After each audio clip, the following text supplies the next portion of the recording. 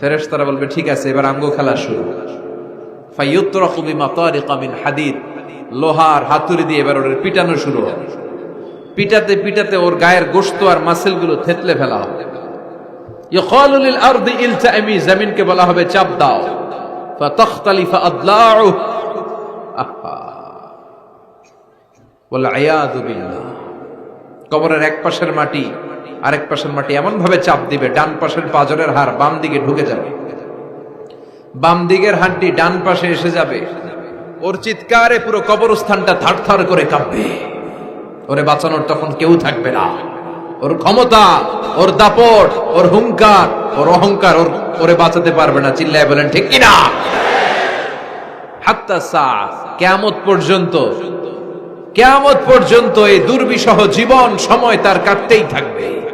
আল্লাহ কবরের এই আযাব থেকে তুমি আমাদেরকে বাঁচাও। চ্যানেলটিকে সাবস্ক্রাইব করে পাশে থাকা বেল বাটনটি অন করে দিন।